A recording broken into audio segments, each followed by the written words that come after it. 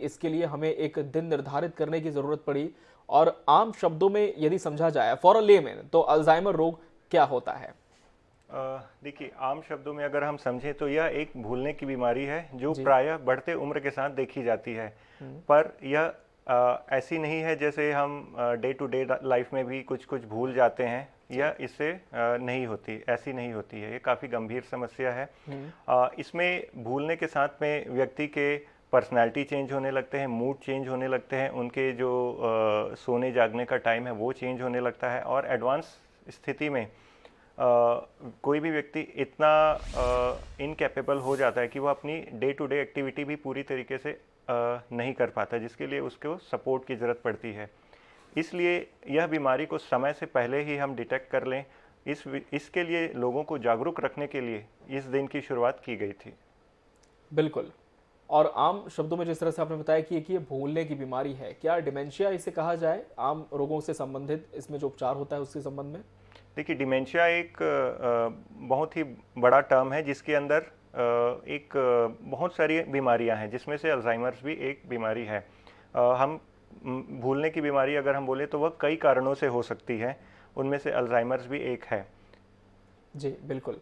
और सर, इस रोग की पहचान कैसे होती है? क्योंकि आम तौर पर हम देखते हैं कि भूलना तो अब आज की जीवन शैली का एक हिस्सा बन गया है। तो क्या ये समझा जाए कि ये अल्जाइमर रोग की शुरुआत हो सकती है, या फिर इसके सिम्पटम्स क्या होते हैं जिससे हम इसे पहचानें कि ये आम भूलने की बीमारी नहीं है बल्कि एक गंभीर समस्या है? किस तरह से इसकी पहचान होती है?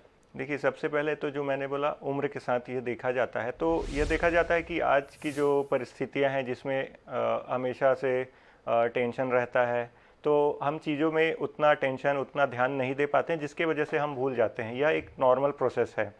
पर यदि किसी बुजुर्ग में या बढ़ते उम्र के साथ हम ये देखें कि भूलने के साथ साथ व्यवहार में चेंज आ रहा है, उनके सोने जागने के टाइम में चेंज आ रहा है, और कई बार ये भी देखा जाता है कि वो रास्ते भी भूलने लगते हैं, ऐसे रास्ते जो पहले वो डेली जिसको यूज़ करते थे वो भी भूलने लगते हैं। तो अगर यह सब सिम्टम दिखे तो हमें तुरंत ही इसे एक न्यूरोलॉजिस्ट से संपर्क करना चाहिए, ताकि अगर यह अल्जाइमर्स डिसीज़ की तरफ बढ़ रहे हैं तो हम उसकी पहचान कर सकें। बिल्कुल। और आप चाहें तो सुयश हॉस्पिटल रायपुर में consultant neurology doctor Bhuman Sharma से भी संपर्क कर सकते हैं।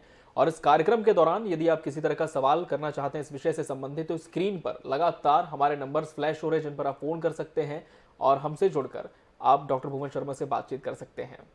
डॉक्टर साहब, आपसे ये भी जानना चाहेंगे कि आज वर्ल्ड अल्जाइमर डे है और हर साल 21 सितंबर को यह सेलिब्रेट किया जाता है।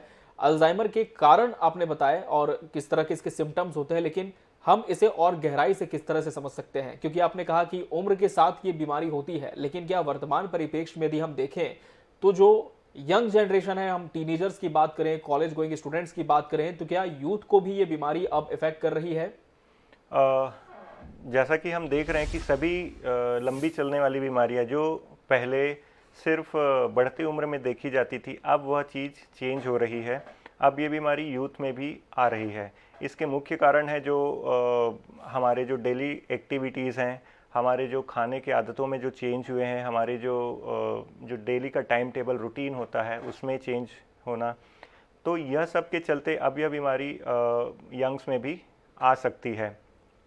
यह भी देखा गया है कि जो पेशेंट अपने खान पान में ज़्यादा ध्यान नहीं देते, न्यूट्रिएंट्स नहीं लेते हैं, ज़्यादा तेल वाला खाना खाते हैं, उस वजह से नसों में प्रॉब्लम आती है। अब अगर नसों में प्रॉब्लम बार बार आती रही तो यह देखा गया है कि जो स्ट्रोक के पेशेंट्स हैं उसमें यह बीमारी और लोगों की तुलना में ज़्यादा पहले और ज़्यादा सीवियरिटी के साथ आती है।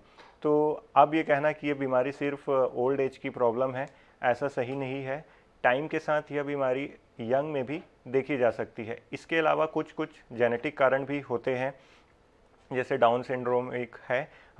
उन कंडीशन में यह बीमारी बहुत ही कम एज पे भी हो सकती है, तो ऐसा कोई फिक्स नहीं है कि यह ओल्ड एज पे ही होगी। पर कारण के हिसाब से जो आपकी डेली रूटीन है, जो आपकी खाने पीने की दिनचर्या है, या आपको में कोई पारिवारिक रूप से किसी में जेनेटिक कारण है, तो यह बीमारी पहले भी आ सकती है। बिल्कुल। तो एक बहुत बड़ी चीज़ यहाँ पर डॉक्टर भूमन शर्मा ने बताई कि यदि आपकी इस तरह की कोई मेडिकल हिस्ट्री है, यदि आपके पिताजी को, माताजी को या फिर फोर फादर्स कोई बीमारी है, तो निश्चित तौर पर जेनेटिकली या आप भी ट्रांसफ़र हो सकती है। डॉक्टर भुवन, ये तो निश्चित तौर पर ऐसा ही हुआ कि जिस तरह से हेरिडिटरी हम देखते हैं, ब्लड प्रेशर की बीमारी है, शुगर की बीमारी है, वो आने वाली जो पीढ़ी है वो कैरी करती चली जाती है और ये बहुत खतरनाक होता है। कितने परसेंट चांसेस लेकिन हम मान कर चलें कि यदि ऐसी कोई मेडिकल हिस्ट्री है तो आने वाली जो जनरेशन है उसमें ये इफेक्ट हो सकता है? देखिए, यह डिपेंड करता है कि माता पिता में से किसने में है ना। अगर वो जीन जो ये करता है दोनों में रहा तो फिर चांस 50% तक भी हो सकती है, जो कि काफ़ी ज़्यादा है।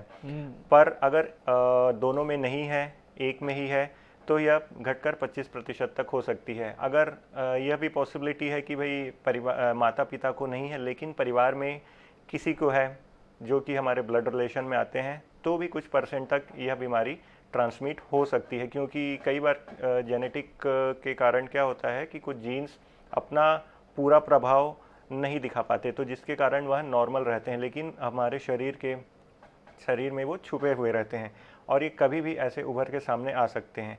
इसीलिए अगर कोई भी ब्लड रिलेशन में ऐसी कोई हिस्ट्री रही है तो थोड़ी चांसेस तो रहती ही हैं।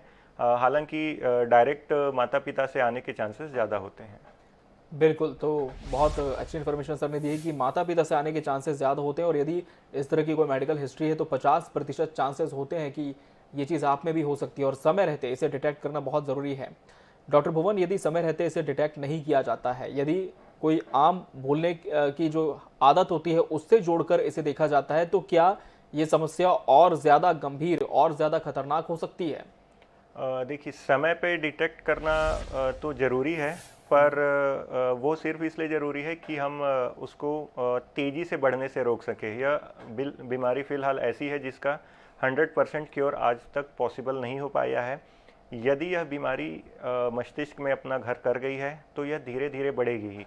अगर समय पर डिटेक्ट कर लिया गया तो हम अपने जो, जैसे मैंने बोला, खाने पीने से और हमारी जो डेली रूटीन है उसमें चेंज करके इसकी स्पीड को स्लो कर सकते हैं। 100% तो नहीं रोक सकते। साथ ही साथ हमें जो यदि हमें टाइम पे ही पता चल गया कि ऐसी कोई दिक्कत है तो हम कुछ सावधानियां रख सकते हैं, ताकि और भी समस्याएं, जैसे कई बार ऐसा भी हमें देखने में आता है कि कोई पेशेंट बिल्कुल माइल्ड से सिम्टम्स के साथ रहते हैं लेकिन वह कभी भी बढ़ जाता है और वो कई बार भटक जाते हैं, कहीं बाहर स्टेशन पे जाते हैं, वहाँ छूट जाते हैं, वहाँ से घर नहीं आ पाते। तो ये सब सिम्टम्स, जैसे मैंने बोला था, रास्ते भूल जाना, वो सब कॉमन है। तो इन सब की रोकथाम के लिए भी हमें समय पर यह पता होना चाहिए कि यह प्रॉब्लम है और हमें उस हिसाब से सावधानियां रखनी है जो भी पीड़ित व्यक्ति है उसके साथ।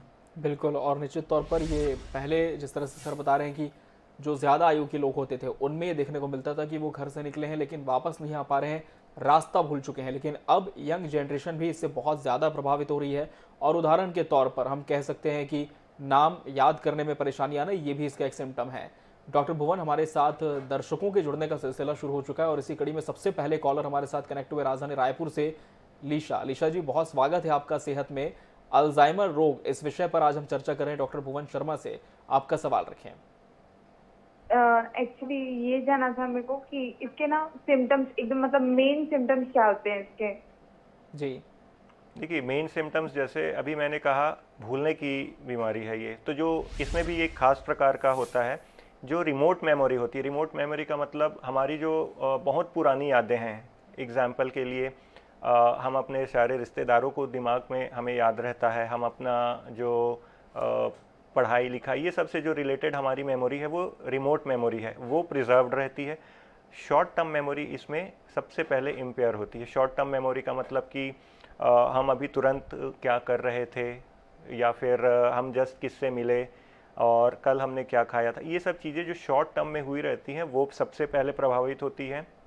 इसके साथ साथ आप ये भी देख सकते हैं कि जैसे मैंने बोला, रास्ते भूलना ज़रूरी नहीं कि वह घर से बाहर निकलने में ही हो। कई बार ऐसा भी होता है कि घर के अंदर ही सपोज़ किचन जाने के बदले वॉशरूम चल दिए, वो वहाँ जाके कंफ्यूज हो गए कि मैं कहाँ आ गया। कपड़े पहनने में सीधा उल्टा कैसा है, ये सब प्रॉब्लम होना। तो ये सब समस्याएं ऐसी है जो एक परिवार के सदस्य भी नोटिस कर सकते हैं। बिल्कुल। हमारे अगले दर्शक जुड़ चुके हैं डॉक्टर सर, बेंगलुरु से कृष्णा जी, बहुत स्वागत है आपका इस कार्यक्रम में और इस विषय से संबंधित जो भी आपका सवाल है वो आप डॉक्टर भुवन से पूछ सकते हैं। सर मेरा ये जो दोनों हाथ के कलाई के पास के जो अंगूठे हैं उसके पास की ये हड्डी और दुखती, मतलब नसों में जैसे सप्लाई नहीं होता ब्लड की, क्या बहुत भयंकर तीव्र दर्द करता है, मतलब दोनों हाथ में। जी ठीक है, देखिए आप जो समस्या बता रहे हैं वह बेसिकली क्या होती है, कलाई के पास से नसें गुजरती हैं, उसमें से कलाई के पास अगर कोई नस कंप्रेस होने लगी तो ऐसी समस्या जो आप बता रहे हैं वो होती है, कार्पल टनल सिंड्रोम बोलते हैं। तो उस चीज़ के लिए आप एक बार न्यूरोलॉजिस्ट से कंसल्ट करें, वो आपकी नसों की जांच करेंगे, उसके बाद जो फाइनल डायग्नोसिस आएगी उसके हिसाब से वो आपको इलाज करेंगे। बिल्कुल। और इस विषय से संबंधित भी कोई सवाल दर्शक करना चाहे तो स्क्रीन पर लगातार हमारे नंबर्स फ्लैश हो रहे हैं जिन पर आप फ़ोन कर सकते हैं और डॉक्टर भुवन शर्मा जी से अपना सवाल आप पूछ सकते हैं। और आज हम अल्जाइमर पर चर्चा कर रहे हैं। डॉक्टर सर, एक मूवी आई थी गजनी जिसमें आमिर खान का एक किरदार होता है और अभी शॉर्ट टर्म मेमोरी लॉस की जिस तरह से आपने बात की तो उसमें भी वो किरदार कुछ इसी तरह की परेशानी से जूझता है। वो लगातार चीज़ें करता है, वो भूलता जाता है, जिस व्यक्ति से वो पहले मिला रहता है उसके बारे उसे कोई याद नहीं होता। तो क्या ऐसा हकीकत में भी होता है किसी मरीज के साथ कि इस हद तक वो इतना प्रभावित हो जाता है इस चीज़ से कि वो अपनी आइडेंटिटी ही खोने लगे? ये तो सही है कि भाई चोट की वजह से ऐसी समस्या आ सकती है, जी। पर हम इसे सिर्फ भूलने की बीमारी के रूप में ना देखें, ये ज़रूरी है। जैसे अब वो तो खैर मूवी थी इसलिए सिर्फ वो भूलते थे, पर इससे भी ज़्यादा सीवियर कंडीशन आ सकती है। जैसे अब उस मूवी में बस वो भूलते थे, बाकी अपना सारा डेली एक्टिविटी खुद से करते थे लगभग सभी ने देखी होगी। पर जी। यदि किसी को इतनी सीवियर कंडीशन हुई है, चाहे वो चोट के कारण हुई हो या स्ट्रोक के कारण हुई हो, तो वो अधिकतर केसेस में वह इतने इनकैपेबल हो जाते हैं कि अपने दिन की दिनचर्या उसके लिए भी दूसरे पे डिपेंडेंट हो जाते हैं। तो उतनी सीवियर तो खैर हो ही सकती है और उससे भी ज़्यादा सीवियर हो सकती है उसके चोट के कारण या फिर और भी कोई नस के स्ट्रोक की प्रॉब्लम हो उसके वजह से। और यह चीज़ जैसे अल्जाइमर्स यूजुअली धीरे धीरे बढ़ने वाला प्रोसेस है, पर यदि ऐसा होता है कि भाई चोट लग गया, ब्रेन का कोई हिस्सा डैमेज हो गया या फिर नस में ब्लॉकेज हो गया, नस फट गई, तो यह बहुत तुरंत ही सेट इन हो सकता है। बिल्कुल। हमारे साथ एक और दर्शक जुड़ चुके हैं दमोह से, नेमीचंद जैन। नेमीचंद जी, बहुत स्वागत है आपका इस कार्यक्रम सेहत में। आज अल्जाइमर रोग यानी कि भूलने की बीमारी, इस विषय पर हम चर्चा कर रहे हैं।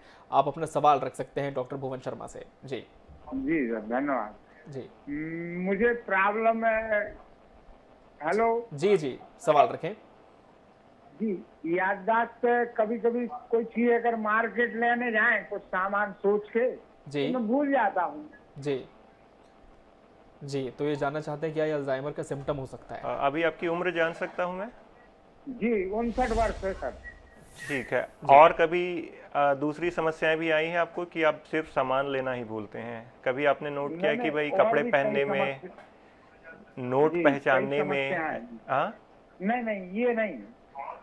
ठीक है। देखिए अब आपकी नंबर दिया जी। हाँ, आपकी उम्र को देखते हुए है तो कि भाई अगर यह भूलने की समस्या आपको ज़्यादा बार बार हो रही है और अभी फिलहाल में ही होनी शुरू हुई है, तो यह एक संकेत हो सकता है। पर मैंने पहले भी कहा जैसे कि हर भूलने की समस्या अल्जाइमर्स नहीं होती है। अल्जाइमर बीमारी के अपने कुछ खास लक्षण होते हैं जिसके साथ वो आता है, जिसमें एक मुख्य लक्षण भूलने की समस्या है। पर इसके साथ पे हमें यह नहीं भूलना चाहिए कि भूलने की बीमारी के साथ साथ यह पर्सनैलिटी में चेंज लाना, हमारी टोटल दिनचर्या को चेंज कर देना, हमारे सोने जागने सबके टाइम को भी प्रभावित करता है। तो यदि सिर्फ भूलने की समस्या है तो यह बहुत ही कॉमन है, खास करके बढ़ती उम्र में। वैसे भी हम भूलने की समस्या हम बहुत ही देखते हैं, पर यह जरूरी नहीं कि हर बार अल्जाइमर्स ही हो।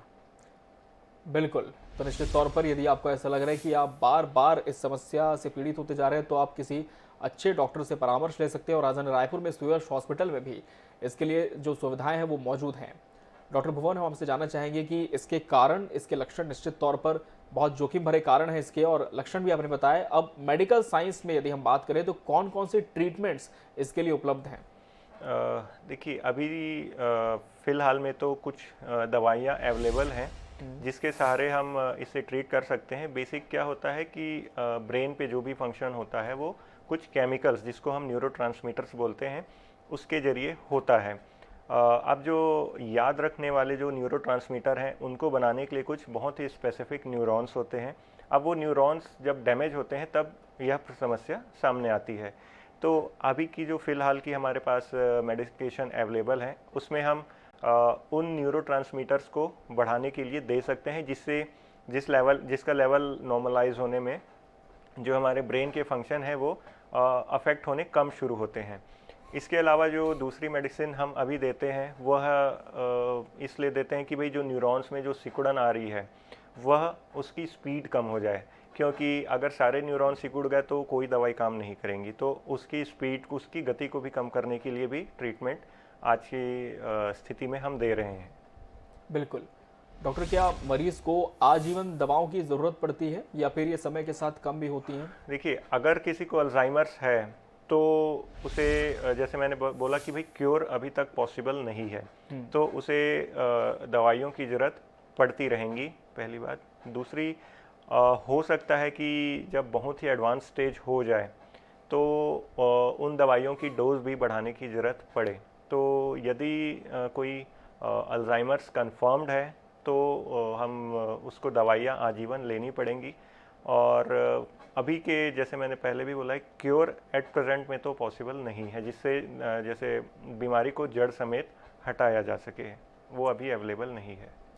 बिल्कुल, भले अवेलेबल नहीं है क्योर उसका पूरी तरह से, लेकिन क्या जो रिकवरी के चांसेस हैं वो कुछ परसेंट हम इसमें मानकर चल सकते हैं कि इतने मरीज यदि दवाई ले रहे हैं तो इतने परसेंट कम से कम होते हैं जो पहले से बेहतर स्थिति में आ जाएं, जो आप लोगों ने देखा हो अपने प्रैक्टिस में? हाँ जी, देखिए, इसमें अब रोल आता है दवाइयों का, तो अपना स्थान है ही, वो तो बहुत ज़रूरी है। अब इसमें परिवार का भी बहुत ही इम्पोर्टेंट रोल आता है। परिवार का कैसे कि भाई जैसे इसमें भूलने की समस्या के साथ साथ पे डिप्रेशन की समस्या, नींद की समस्या ये आती है, तो उसमें एक फैमिली अहम रोल निभाती है कि भाई ऐसे मरीजों को हम सहानुभूति रखें, उन्हें डिप्रेशन में जाने से रोकें। दूसरा, उनके खान पान का खासा ध्यान रखें। ये जो कुछ ऐसे चीज़ हैं, कुछ विटामिन्स होते हैं जो एंटीऑक्सीडेंट्स का काम करते हैं, वो इसकी गति को रोक सकते हैं। खास करके ऐसा देखा गया कि विटामिन ई, डी और सी इसकी कमी ज़्यादा पाई जाती है, तो ऐसे कुछ हम खाने में ऐड करें जिससे ये चीज़ शरीर में बनी रहे, जिससे बीमारी की गति रुक जाए। और जो ऐसे पेशेंट्स हैं उनमें हम ये सलाह देते हैं कि वो अपना दिमाग बिज़ी रखें। दिमाग बिज़ी रखें मतलब उन्हें कुछ कुछ पढ़ने के लिए दिया जाए, उन्हें कुछ कुछ भाई अगर इंटरेस्ट है तो गणित के प्रॉब्लम सॉल्व किया जाए। सुडोकू एक बहुत ही अच्छा उपाय होता है। ये देखा गया है कि हम जितना अपने मस्तिष्क का इस्तेमाल करते हैं इतना उसमें उसकी पावर बढ़ती है। ये तो एक खैर कॉमन फैक्ट है, पर यह ट्रायल्स में, रिसर्च में प्रूव भी हो चुका है कि अल्जाइमर्स के जो पेशेंट होते हैं उनमें यह सब एक्टिविटी कराई जाए तो उनमें जो बीमारी के बढ़ने की गति है वह कम होती है, साथ ही साथ उसमें रिकवरी के भी चांसेस बढ़ जाते हैं। बिल्कुल। डॉक्टर भुवन, सुयश हॉस्पिटल से आप हैं और रायपुर में बहुत प्रसिद्ध हॉस्पिटल है और अपनी सेवाओं के लिए जाना जाता है। सुयश हॉस्पिटल इस रोग के उपचार के लिए और इसके मरीजों को इस समस्या से बाहर लाने में किस तरह की भूमिका निभा रहा है? देखिए, सबसे पहले तो पेशेंट आते हैं तो हम उनकी हिस्ट्री लेते हैं। हिस्ट्री में सबसे पहला काम ये कंफर्म करना होता है कि भाई हाँ, ये अल्जाइमर्स ही है या और कोई बीमारी तो नहीं है, क्योंकि मैंने बोला कि भूलने की बीमारियां किसी बहुत सारे कारण से हो सकती है। तो सबसे पहला इम्पॉर्टेंट काम होता है कि एक डायग्नोसिस बनाना। डायग्नोसिस बनाने के लिए हम मरीज़ के जो रिश्तेदार हैं उनसे बातचीत करते हैं, जो उनके घर में रहते हैं। बहुत ही डिटेल में बातचीत करनी पड़ती है। उसके बाद कुछ जो ज़रूरी ब्लड टेस्ट होते हैं वो किया जाता है, सीटी स्कैन या एमआरआई वो किया जाता है, और उसके बाद दवाइयाँ शुरू की जाती हैं। साथ ही साथ हम अपने सेंटर पे ये भी ध्यान रखते हैं कि भाई मरीज़ के रिश्तेदार को भी इतना अवेयर कर दें कि वो ये ना सोचे कि ये सिर्फ मरीज़ की प्रॉब्लम है, क्योंकि ये बेसिकली पूरे एक परिवार की जिम्मेदारी बनती है ऐसे मरीज़ को हैंडल करना। तो हम उसके लिए परिवार के लोगों को अच्छे तरीके से समझाते हैं। कई बार ये भी देखा गया है कि मरीजों को ऐसा बताने से कि भाई क्योर नहीं होगा, वो खुद भी डिप्रेशन में जाने लगते हैं। तो हम उन्हें वो भी समझाते हैं कि बिल्कुल ऐसा डरने वाली बात नहीं है, दवाइयाँ उपलब्ध हैं। तो ये सब काउंसलिंग ज़रूरी होती है। और उन्हें यह भी बताया जाता है कि भाई अपने परिवार के सदस्य की कैसे देखभाल करनी है, क्या क्या ध्यान रखना है। हम बेसिकली यही कर सकते हैं कि उनकी जो ज़िंदगी है वह कैसे जितने इजी तरीके से चल सके वो सबसे ज़रूरी है। तो ये सब चीज़ की उन्हें ट्रेनिंग दी जाती है। बिल्कुल, तो निश्चित तौर पर सुयश हॉस्पिटल भी इस दिशा में बहुत सराहनीय काम कर रहे हैं और आपकी पूरी टीम को बहुत बहुत बधाई डॉक्टर भुवन शर्मा कि आप लोग, हम कह सकते हैं कि सामाजिक क्षेत्र में बहुत अच्छा काम इस बीमारी से लोगों को जागरूक करने के लिए तो कर ही रहे हैं, लेकिन इसके उपचार की दिशा में भी बेहतरीन कदम आप लोग उठा रहे हैं। आपका बहुत बहुत धन्यवाद। और इसी के साथ सेहत में आज के इस खास पेशकश में फिलहाल इतना ही। अगले बार हम फिर हाजिर होंगे एक नए विषय के साथ। तब तक के लिए दीजिए इजाजत। नमस्कार।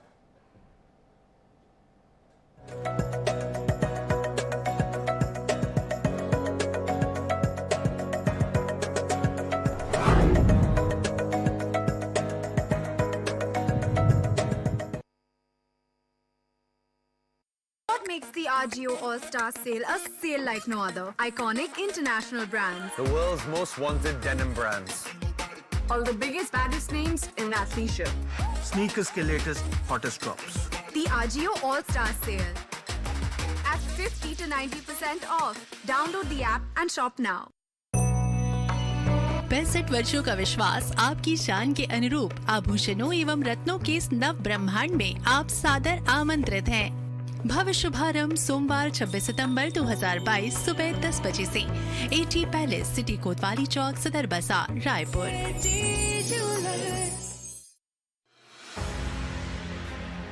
Rabindranath Tagore University, the pioneers in skill development, with focus on creating industry-ready professionals.